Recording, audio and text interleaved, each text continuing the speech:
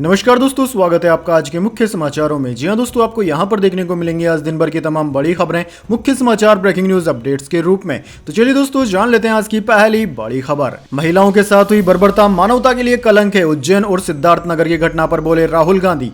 जी हां दोस्तों, मध्य प्रदेश के उज्जैन और उत्तर प्रदेश के सिद्धार्थनगर में महिलाओं के साथ हुई बर्बरता को लेकर कांग्रेस सांसद राहुल गांधी ने चिंता व्यक्त की है। उन्होंने एक्स पर पोस्ट कर लिखा कि उज्जैन और सिद्धार्थनगर में महिलाओं के साथ हुई बर्बरता मानवता पर कलंक है। महिलाओं के खिलाफ लगातार बढ़ते अपराध और पुलिस प्रशासन का पीड़ित और उसके परिवार के प्रति रवैया सिस्टम की बेरहमी का सबूत है और देश के लिए गंभीर चिंतन का विषय भी है। चलिए दोस्तों, जान लेते हैं अगली खबर। जम्मू कश्मीर चुनाव, बीजेपी का घोषणा पत्र जारी, 5 लाख रोजगार, हर साल 2 फ्री सिलेंडर देने का वादा। अमित शाह बोले 370 की वापसी कभी नहीं होगी।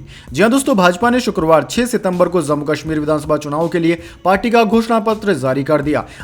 गृह मंत्री अमित शाह ने कहा कि कॉलेज छात्रों को हर साल 3000 रुपए यातायात भत्ता दिया जाएगा। 10वीं कक्षा में पढ़ने वाले स्टूडेंट्स को टैबलेट और लैपटॉप मिलेगा। उन्होंने कहा कि 5 लाख रोजगार भी दिए जाएंगे। उज्ज्वला योजना के लाभार्थियों को हर साल 2 फ्री एलपीजी सिलेंडर दिया जाएगा। साथ ही अटल आवास योजना के जरिए भूमिहीन लोगों को 5 मरला जमीन यानी कि 1 बीघा जमीन मुफ्त दी जाएगी। चलिए दोस्तों, जान लेते हैं अगली खबर। विनेश फोगाट जुलाना से होगी कांग्रेस की उम्मीदवार, बजरंग पूनिया नहीं लड़ेंगे हरियाणा का चुनाव। जी हां दोस्तों, रेसलर विनेश फोगाट ने हरियाणा विधानसभा चुनाव से ठीक पहले कांग्रेस का हाथ थाम लिया। सूत्रों के मुताबिक विनेश फोगाट जुलाना विधानसभा सीट से चुनाव लड़ेगी, जबकि बजरंग पूनिया इलेक्शन नहीं लड़ेंगे। हरियाणा विधानसभा चुनाव को लेकर कांग्रेस की इलेक्शन कमेटी की बैठक हुई थी। अब तक कुल 71 सीटों पर फैसला हो चुका है। वहीं दोस्तों, बजरंग पूनिया चुनाव नहीं लड़ रहे हैं। हालांकि पहले ऐसी चर्चा थी कि बजरंग पूनिया बादली से चुनाव लड़ सकते हैं क्योंकि बजरंग बादली से आते हैं, लेकिन अब स्थिति साफ हो चुकी है कि वह चुनाव नहीं लड़ेंगे और सिर्फ प्रचार करेंगे।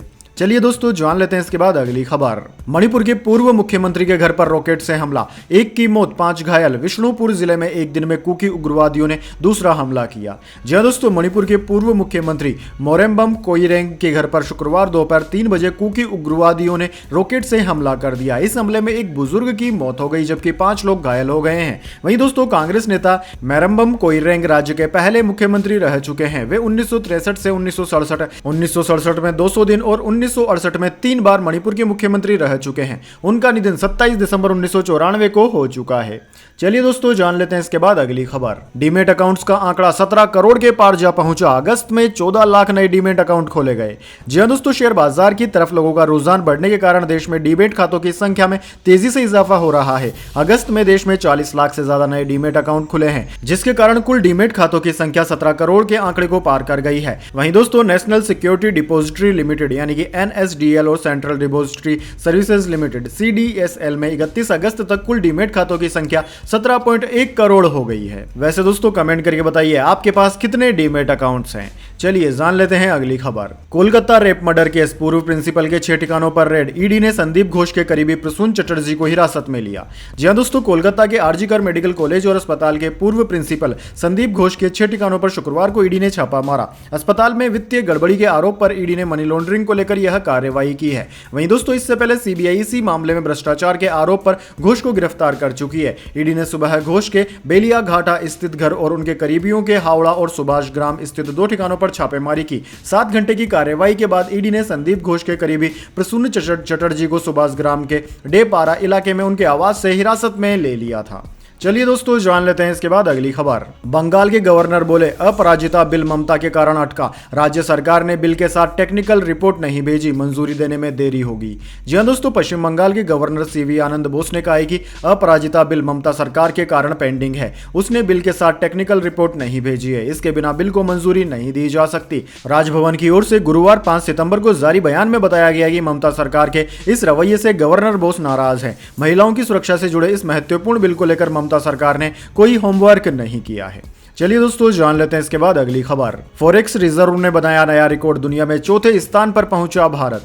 जी हां दोस्तों, देश का विदेशी मुद्रा भंडार 30 अगस्त को समाप्त सप्ताह में $2.299 अरब बढ़कर $683.987 अरब के नए रिकॉर्ड स्तर पर पहुंच गया। दोस्तों, भारतीय रिजर्व बैंक यानी कि RBI ने शुक्रवार को जारी आंकड़ों में यह जानकारी दी। इससे पहले 16 अगस्त को समाप्त सप्ताह में विदेशी मुद्रा भंडार $4.546 अरब और 23 अगस्त को समाप्त सप्ताह में $7.023 $3 अरब बढ़ा था। इस प्रकार 3 सप्ताह में इसमें $13.868 अरब की वृद्धि दर्ज की गई है। चलिए दोस्तों जान लेते हैं अगली खबर। सेबी चीफ से हो सकती है पूछताछ, हिंडनबर्ग के आरोप पर पीएससी की जांच। 2024-25 का परफॉर्मेंस रिव्यू भी करेगी पार्लियामेंट्री कमेटी। जी हां दोस्तों, पार्लियामेंट की public account committee PSC security and exchange board of India यानी कि सेबी चीफ माधुरी बुच पर लगे आरोपों पर जांच के लिए समन जारी कर सकती है। बिजनेस स्टैंडर्ड ने सूत्रों के हवाले से इस बात की जानकारी दी है। रिपोर्ट के मुताबिक रेगुलेटरी बॉडी के कामकाज की जांच अडानी ग्रुप पर हिंडनबर्ग के आरोप और इस मामले में सेबी चीफ का नाम शामिल होने से है। दरअसल दोस्तों, पीएससी इस मामले में वित्त और कॉर्पोरेट मामलों के मंत्रालयों के अधिकारियों से पूछताछ करने की तैयारी कर रही है। इस मामले में जांच के लिए बुच को सितंबर के अंत तक पीएससी के सामने पेश होने के लिए बुलाया जा सकता है। चलिए दोस्तों जान लेते हैं इसके बाद अगली खबर। Paris Olympic mains high jump में प्रवीण कुमार को गोल्ड। भारत ने अब तक 26 मेडल जीते, पैरा ओलंपिक में बेस्ट परफॉर्मेंस। जी हां दोस्तों, भारत ने पेरिस ओलंपिक गेम्स में 26वां मेडल जीत लिया है। मेंस हाई जंप T64 के फाइनल में शुक्रवार को प्रवीण कुमार ने गोल्ड मेडल जीता। उन्होंने एशियन रिकॉर्ड बनाते हुए 2.08 मीटर का जंप किया। इस पैरा ओलंपिक गेम्स में दोस्तों यह भारत का छठा गोल्ड मेडल है। प्रवीण कुमार के सहारे भारत मेडल टैली में 14वें नंबर पर पहुंच गया है। भारतीय खिलाड़ियों ने अब तक 6 गोल्ड, 9 सिल्वर और 11 ब्रॉन्ज मेडल जीते हैं। यह इंडिया का पैरा ओलंपिक में ऑल टाइम बेस्ट परफॉर्मेंस है। इससे पहले टोक्यो पैरा ओलंपिक में भारतीय खिलाड़ियों ने 5 गोल्ड समेत 19 मेडल जीते थे।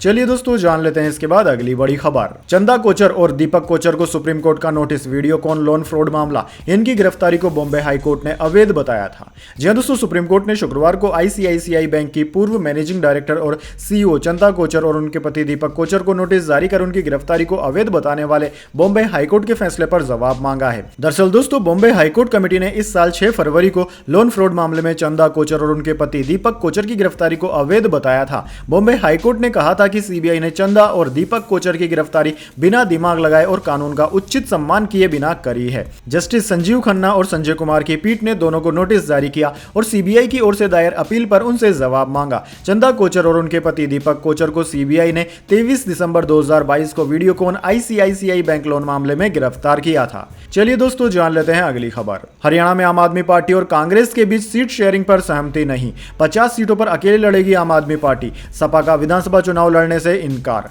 जी हां दोस्तों, हरियाणा विधानसभा चुनाव में कांग्रेस और आम आदमी पार्टी में सीट शेयरिंग पर सहमति नहीं बनी है। अब दोनों पार्टियां अलग अलग चुनाव लड़ सकती है। कांग्रेस के रुख को देखते हुए आम आदमी पार्टी ने 50 सीटों पर लड़ने की पूरी तैयारी कर ली है। हालांकि इसे लेकर दोनों पार्टियों की तरफ से अभी तक कोई बयान सामने नहीं आया है। इसी बीच कांग्रेस नेता रणदीप सुरजेवाला ने कहा कि हमने आला कमान को कह दिया है कि पार्टी राज्य में आम आदमी पार्टी के बिना भी चुनाव लड़ने में सक्षम है। वैसे दोस्तों कमेंट करके बताइए आपको क्या लगता है, अगर कांग्रेस बिना गठबंधन के चुनाव लड़ेगी तो क्या यह जीतने में सफल हो पाएगी या नहीं। चलिए जान लेते हैं अगली खबर। अगस्त में वेज थाली की कीमत 8% घटी। एलपीजी सिलेंडर और टमाटर के भाव ने दाम घटाए। नॉन वेज थाली सालाना आधार पर 12% सस्ती। जी हां दोस्तों, भारत में एक वेजिटेरियन थाली की कीमत अगस्त में सालाना आधार पर 8% घटकर 31.2 रुपए की हो गई है। पिछले साल अगस्त 2023 में वेज थाली की कीमत 34 रुपए थी। क्रिसिल ने शुक्रवार को जारी किए अपने नए फूड प्लेट कॉस्ट के मंथली इंडिकेटर में इस बात की जानकारी दी है। क्रिसिल ने अपनी रिपोर्ट में बताया कि वेजिटेरियन थाली की कीमत में पिछले महीने जुलाई की तुलना में अगस्त में 4% की गिरावट देखने को मिली है। जुलाई में वेज थाली की कीमत 32.6 रुपए थी। वैसे दोस्तों आप कमेंट करके बताइए आपके नजदीक आपने सबसे सस्ती थाली कितने रुपए में खाई है, या फिर आपने कोई रेस्टोरेंट देखा है जहां पर सबसे सस्ती थाली कितने रुपए की है। क्योंकि दोस्तों इससे पता चलेगा कि सरकारी आंकड़े और एक्चुअल में जो आंकड़े हैं उनमें कितना अंतर होता है। चलिए जान लेते हैं अगली खबर। वाराणसी कोर्ट रूम में हुआ हंगामा, जज ने कुर्सी छोड़ दी। हमलावर सपा नेताओं की जमानत के लिए पुलिस वकीलों में धक्का मुक्की हुई। चंदौली सांसद से भी बहस हुई। जी हां दोस्तों, वाराणसी डिस्ट्रिक्ट कोर्ट में शुक्रवार को जमकर हंगामा हुआ। सपा जिला पंचायत अध्यक्ष और उनके प्रधान भाई के करीब 100 समर्थक कोर्ट पहुंच गए। सभी दोनों को जमानत दिए जाने का दबाव बनाने लगे। सूचना पाकर पुलिस पहुंची तो वकीलों से नोकझोंक हो गई, धक्का मुक्की भी हुई। मामला बढ़ता देख जज कुर्सी से उठकर चले गए। पुलिस सीजेएम कोर्ट रूम में दोनों सपा नेताओं को मारपीट के मामले में पेशी पर लाई थी। थोड़ी देर बाद चंदौली के सपा सांसद वीरेंद्र सिंह भी पहुंचे। उन्हें वकीलों के विरोध का सामना करना पड़ा। 3 घंटे चले हंगामे के बाद जज दोबारा कोर्ट रूम में आए। उन्होंने दोनों आरोपियों को जेल भेज दिया। चलिए दोस्तों जान लेते हैं इसके बाद अगली बड़ी खबर। गणेश चतुर्थी पर आया शुभ समाचार, 25,000 करोड़ से ज्यादा का होगा कारोबार। दरअसल दोस्तों जैसा कि आप सब लोगों को पता है, गणेश चतुर्थी पूरे भारत में धूमधाम से मनाया जाने वाला त्योहार है। इस बार पूरे देश में इसे अभूतपूर्व उत्साह के साथ मनाया जाएगा। इस मौके पर मार्केट को भी अपनी झोलियां भरने की पूरी उम्मीद है। भारतीय व्यापारी चीन में बने सामान से दूरी बनाकर भारतीय प्रोडक्ट्स को बढ़ावा दे रहे हैं। खरीदारों में भी इनकी जबरदस्त डिमांड है। केट के एक नए अनुमान के अनुसार गणेश चतुर्थी पर इस साल लगभग 25,000 करोड़ रुपए का कारोबार होगा। यह फेस्टिवल सीजन कारोबारियों के लिए शानदार होने जा रहा है। रक्षाबंधन और जन्माष्टमी पर भी कारोबार के पुराने कई रिकॉर्ड टूटे थे। चलिए दोस्तों जान लेते हैं इसके बाद अगली बड़ी खबर। मौसम समाचार। उत्तराखंड में लैंडस्लाइड, बद्रीनाथ हाईवे हुआ बंद, राजस्थान में बारिश का 13 साल पुराना रिकॉर्ड टूटा, आंध्र प्रदेश में अब तक 17 मौतें। जी हां दोस्तों, भारतीय मौसम विज्ञान विभाग ने शुक्रवार को 18 राज्यों में भारी बारिश का अलर्ट जारी किया है। उत्तराखंड के चमोली में बद्रीनाथ हाईवे पर आज सुबह लैंडस्लाइड हुई। पहाड़ का आधा हिस्सा टूटकर सड़क पर गिर गया। दोनों तरफ गाड़ियों की लंबी कतारें लग गई। राजस्थान में भी बारिश के 13 साल का रिकॉर्ड टूट गया। इस मानसून सीजन 1 जून से 5 सितंबर तक औसत 607.5 मिमी बारिश हो चुकी है, जबकि पूरे सीजन में 435.6 मिमी बारिश ही होती है। इससे कई डैम ओवरफ्लो हो गए। इधर मध्य प्रदेश में 1 जून से 5 सितंबर तक 904.9 मिमी बारिश हुई। यह सालाना मानसून औसत से 10% ज्यादा है। दोस्तों राज्य में सामान्य रूप से 823.9 मिमी बरसात होती है। वहीं दोस्तों बात करें IMD यानी कि इंडियन मेट्रोलॉजी डिपार्टमेंट की ओर से अगले 24 घंटे के दौरान दी गई चेतावनी की, तो दोस्तों इंडियन मेट्रोलॉजी डिपार्टमेंट ने अगले 24 घंटे के दौरान 15 राज्यों में भारी बारिश का अलर्ट जारी किया है। इनमें पूर्वी राजस्थान, ओडिशा, असम, मेघालय में बहुत से बहुत ज्यादा भारी बारिश का अलर्ट है, जबकि उत्तराखंड, पश्चिम राजस्थान, पश्चिमी मध्य प्रदेश, छत्तीसगढ़, झारखंड, नागालैंड, मणिपुर, मिजोरम, त्रिपुरा, कोंकण, गोवा, मध्य महाराष्ट्र, गुजरात, आंध्र प्रदेश, तेलंगाना, तटीय कर्नाटक में भारी बारिश का अलर्ट है। इसके अलावा दोस्तों राजस्थान और मध्य प्रदेश के कुछ स्थानों में बिजली भी गिर सकती है। चलिए दोस्तों जान लेते हैं इसके बाद अगली बड़ी खबर, लेकिन उससे पहले मेरी आपसे एक छोटी सी रिक्वेस्ट है, अगर दोस्तों आपको अभी तक हमारी न्यूज पसंद आई है तो इसे एक छोटा सा लाइक जरूर दे दीजिए, और अगर आपको पसंद नहीं आई है तो बेशक आप डिसलाइक भी कर सकते हैं, लेकिन दोस्तों लाइक और डिसलाइक जरूर कीजिए, क्योंकि दोस्तों यही हमारी मेहनत का फल होता है और इसी से हमें पता चलता है कि आपको हमारी वीडियोस पसंद आ रही है या नहीं। साथ ही दोस्तों अपने किसी मित्र के साथ इस वीडियो को शेयर जरूर करें। चलिए जान लेते हैं अगली खबर। सेंसेक्स 1017 अंक की गिरावट के साथ 81,183 पर बंद हुआ। निफ्टी भी 292 अंक गिरा। सरकारी बैंकों के शेयर सबसे ज्यादा टूटे। जी हां दोस्तों, हफ्ते के आखिरी कारोबारी दिन यानी कि 6 सितंबर को सेंसेक्स 1017 अंक की गिरावट के साथ 81,183 के स्तर पर बंद हुआ। निफ्टी भी 292 अंक यानी कि 1.17% की गिरावट के साथ 24,852 के स्तर पर बंद हुआ। दोस्तों आज सेंसेक्स के 30 शेयरों में से 32 में गिरावट और 7 में तेजी देखने को मिली। निफ्टी के 50 शेयरों में से 42 में गिरावट और महज 8 में ही तेजी रही। दोस्तों एनएसई के सभी सेक्टरल इंडेक्स गिरावट के साथ बंद हुए। सरकारी बैंकों का इंडेक्स सबसे ज्यादा 3.57% टूटा। वहीं दोस्तों बात करें आज निफ्टी 50 के टॉप गेनर और टॉप लूजर स्टॉक्स की, तो दोस्तों आज के मार्केट में निफ्टी 50 के टॉप गेनर्स में बजाज फाइनेंस, एशियन पेंट्स और JSW स्टील रहे, जबकि निफ्टी 50 के टॉप लूजर्स में SBI बैंक, BPCL और ICICI बैंक रहे। चलिए दोस्तों जान लेते हैं अगली खबर। Gold silver price today. सोने चांदी की कीमतों में आज आया उछाल। जी हां दोस्तों, शुक्रवार को सोने और चांदी दोनों ही धातुओं की कीमतों में बढ़ोतरी हुई है। Indian Boolean and jeweller association की वेबसाइट के अनुसार शुक्रवार को सोने का रेट बढ़कर 71,931 रुपए प्रति 10 ग्राम पर आ गया। वहीं चांदी का रेट भी उछलकर 83,338 रुपए प्रति किलोग्राम पर आ गया है। चलिए दोस्तों जान लेते हैं इसके बाद अगली खबर। बाजार बंद होने के बाद LIC के लिए आई बुरी खबर। एक दिन में मिले 2 GST नोटिस, 2.82% टूटा शेयर। जी हां दोस्तों, देश की दिग्गज बीमा कंपनी जीवन बीमा कंपनी LIC को एक दिन में 2 राज्य GST नोटिस मिले हैं। पहला तेलंगाना राज्य के लिए वस्तु एवं सेवा कर यानी कि GST, ब्याज और जुर्माने के संबंध में एक नोटिस मिला है। यह नोटिस वित्त वर्ष 2020-21 के लिए है। नोटिस में GST के अलावा ब्याज और जुर्माने भी शामिल है। वहीं दूसरा नोटिस तमिलनाडु से मिला है। शुक्रवार को LIC का शेयर गिरावट के साथ बंद हुआ है। चलिए दोस्तों जान लेते हैं अगली खबर। पहली बार कार बनाने जा रही है रिलायंस कंपनी, टाटा महिंद्रा को देगी टक्कर।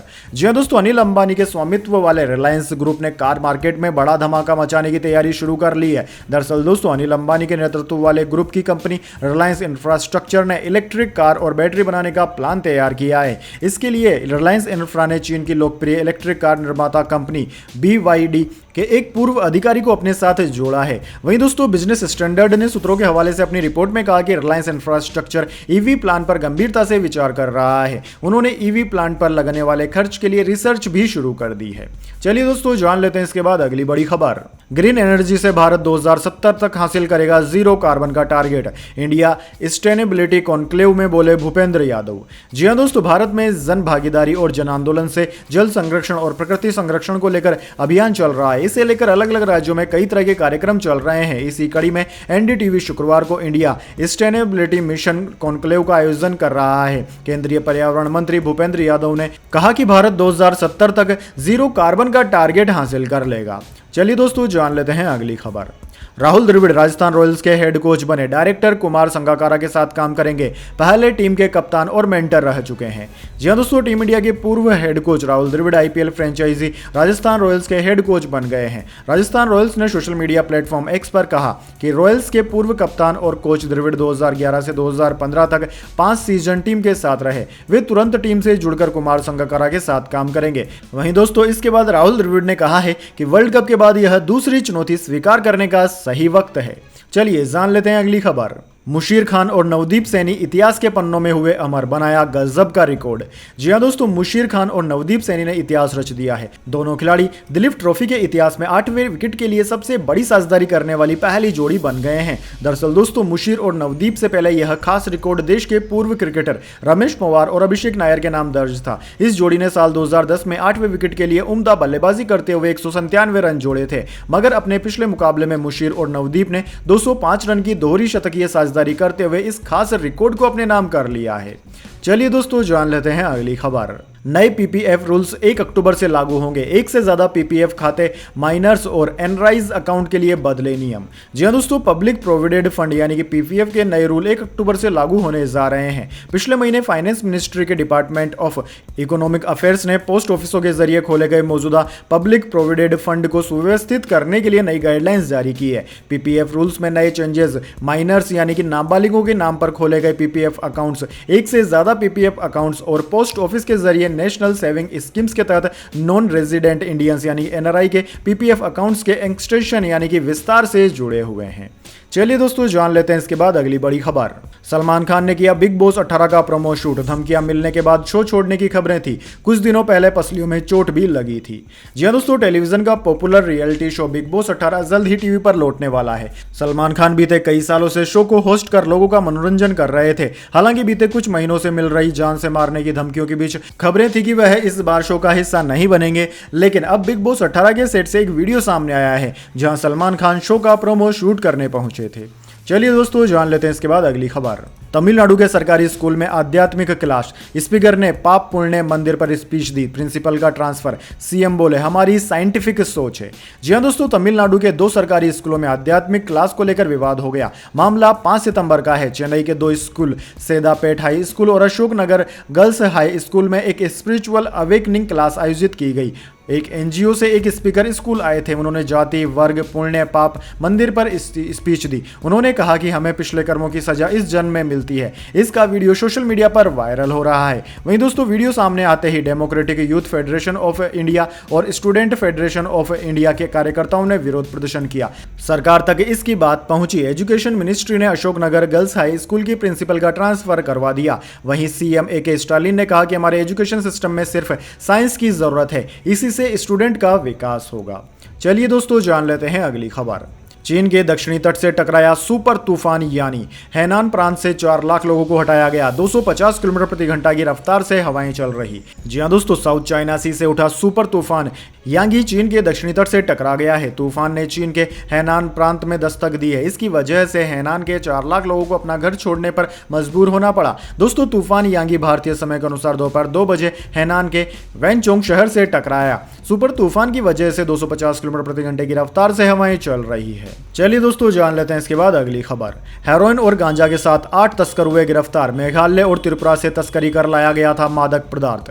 जी हां दोस्तों, देश के कई राज्यों की पुलिस अवैध नशे के कारोबारियों के खिलाफ अभियान चला रही है। ऐसे में मिजोरम के आइजोल में अलग अलग अभियानों के दौरान हेरोइन और गांजा के साथ 8 लोगों को गिरफ्तार किया गया है। उधर दोस्तों, पुलिस ने 220 ग्राम हेरोइन और 105 किलोग्राम गांजा बरामद किया। एक अधिकारी ने शुक्रवार को यह जानकारी दी। पुलिस के एक अधिकारी ने शुक्रवार को यह जानकारी देते हुए बताया कि गिरफ्तार किए गए लोगों में असम के कछार के 2 आरोपी और मणिपुर के फैजरवाल और आइजोल के एक आरोपी शामिल हैं। वहीं दोस्तों, आबकारी अधिकारियों और असम राइफल्स के कर्मचारियों द्वारा शुक्रवार को 3 अभियानों के दौरान कुल 220 ग्राम हेरोइन और 105 किलोग्राम गांजा बरामद किया गया है। दोस्तों, आपको बता दें, भारत में यह दोनों ही चीजें अवैध है।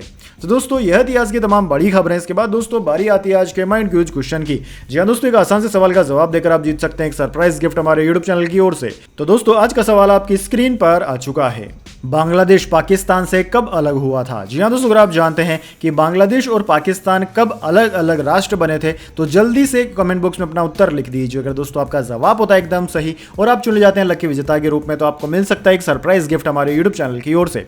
तो दोस्तों जल्दी से अपना उत्तर कमेंट बॉक्स में लिख दीजिए, वीडियो को लाइक कर लीजिए और चैनल को सब्सक्राइब करके बेल आइकन भी दबा लीजिएगा। धन्यवाद। वंदे मातरम। जय हिंद, जय भारत।